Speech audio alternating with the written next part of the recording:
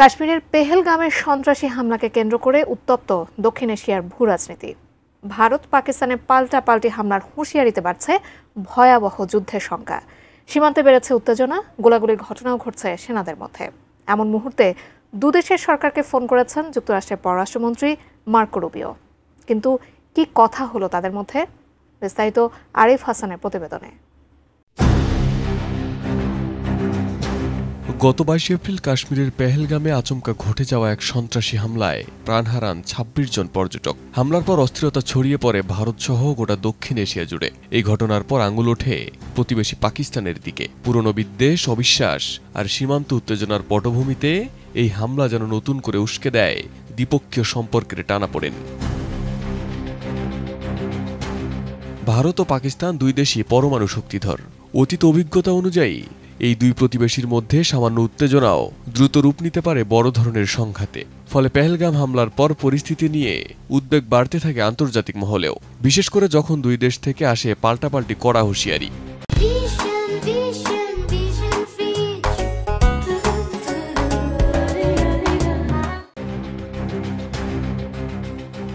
এমন উত্তপ্ত পরিস্থিতিতে এবার হস্তক্ষেপ করল যুক্তরাষ্ট্র।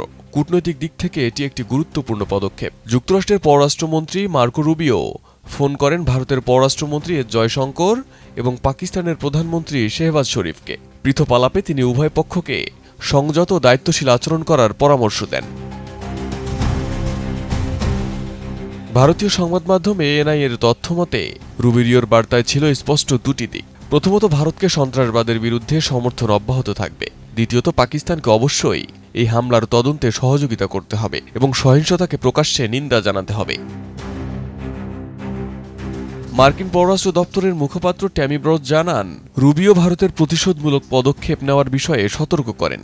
তিনি মনে করিয়ে দেন, এমন উত্তেজনাপূর্ণ সময়েও উভয় দেশের উচিত শান্তির পথ খোঁজা, সংঘাত এড়িয়ে কূটনৈতিক সমাধানকে অগ্রাধিকার দেওয়া। এই ঘটনাক্রম দক্ষিণ এশিয়ার ভূরাজনৈতিক বাস্তবতায় একটি গুরুত্বপূর্ণ মুহূর্ত হয়ে উঠছে। কারণ একদিকে রয়েছে দুই দেশের মধ্যে দীর্ঘদিনের সীমান্ত বিরোধ, অন্যদিকে রয়েছে অভ্যন্তরীণ রাজনৈতিক চাপ ও জাতীয়তাবাদের উত্থান।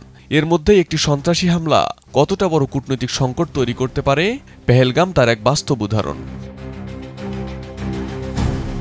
এখন দেখার বিষয়, যুক্তরাষ্ট্রের এই হস্তক্ষেপ কি এই উত্তেজনা প্রশমনে কার্যকর হবে, নাকি পরিস্থিতি আরও জটিল দিকে মোড় নেবে? Arif Hasan, ATN news.